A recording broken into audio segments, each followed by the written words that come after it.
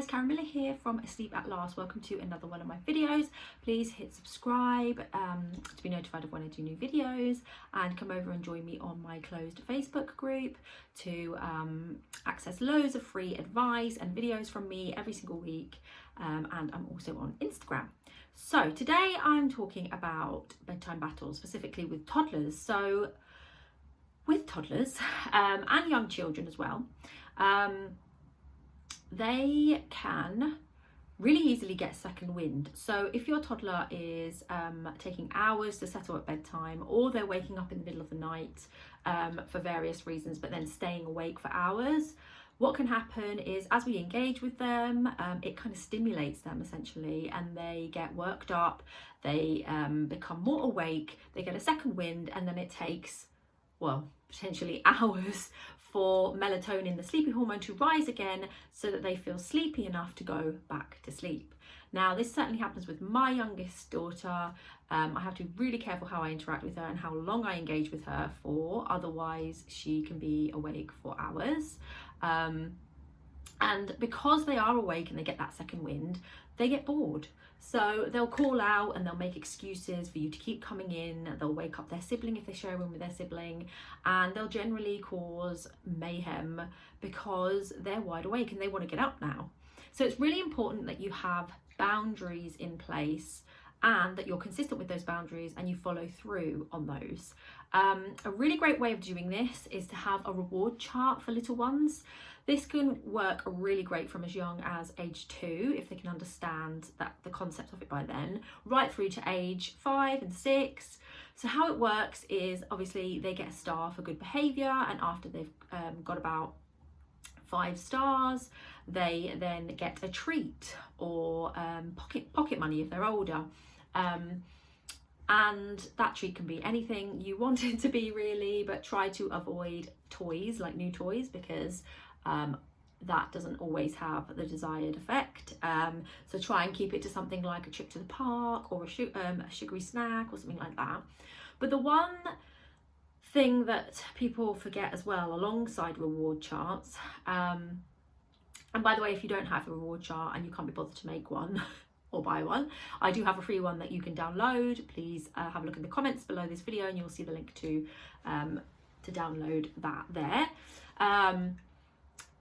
Yeah, the one thing that people forget alongside the reward chart is consequences. So you've got the rules in place, and if you download my free reward chart, I've got the rules there for you, so you don't have to worry about what those should be. But basically, you know, they have to follow the rules accordingly to get the star, and if they don't follow the rules, there needs to be a consequence. And so that could be anything like taking away their favorite toy, taking away some screen time, no treats the next day, whatever it may be. You might even say that if they've got a few stars already, that you'll take away a star or all of the stars, and then you need to follow through on that. So you can give them a warning, perhaps 2, but then on the 3rd strike, that's it, the consequence is put in place. And if you are consistent with this and follow through on this, you know, it really does work very well and very quickly. And the key to these bedtime battles and avoiding them coming up with all these excuses why you need to keep coming in, is to nip it in the bud quickly. Because if you don't, it will quickly become a habit. So where they're saying initially when they wake up they're scared, or they needed a wee, okay fine, but then it's back to bed, or you give them a cuddle to comfort them, they must then go back to sleep. If they call you again, and it's up to you how many times you allow yourself to go in there, but I would say definitely no more than 3 times. After that, it's just getting ridiculous. I mean, there are times when a child may be really, really frightened. Perhaps they're having a night terror, perhaps they're going through some separation anxiety, and you may have to stay with them for the night even, to reassure them. Maybe something's happened around the home, or there's been some changes. But if there hasn't been any of that, and you'll be able to tell, really, usually we know when they're taking the mick. We just kind of ignore it, because it's easier to just keep giving them what they want, so that you think that they'll go back to sleep quicker. But like I say, it's reinforcing the wake up, and you are allowing them to get away with essentially what is not great behaviour, really. So to nip it in the bud, like I say, quickly, you want to communicate with them your expectations. So explain to them what you expect from them when they do wake in the night, if they're frightened or they're scared, and how you're going to react to that, and what the rules are around that. And if they don't follow those, these are the consequences. And toddlers and little children, they don't want to be naughty, they want to be really good. And so praise really motivates them. So as much praise as you can give them, when they do really well, will incentivize them to keep doing that. So we do want to be doing more of the praising than the consequence side of things, because we want to stop with the battle. But yeah, if you can even give them praise for like the littlest of things, so like, well done for, you know, staying in bed and not getting out of your bed, for example, or well done for using good manners.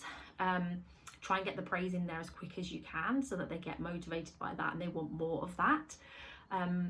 But yeah, toddlers are really, really challenging, and usually it is a battle of wills, and it is harder at night, obviously, because you're tired. It's harder to be consistent, it's harder to follow through. But as soon as you know, back down on what you're saying, or you don't follow through, they're on to you straight away, and so they will keep latching onto that, and things will just get worse and worse and can escalate and escalate. So yeah, if you're struggling with this, I love working with toddlers, so please reach out. But hopefully that all those tips help you, and you can nip this in the bud quickly and get back to your peaceful nights again. So thank you for listening, guys. If you like this video, please hit like, and I will see you next time. Bye.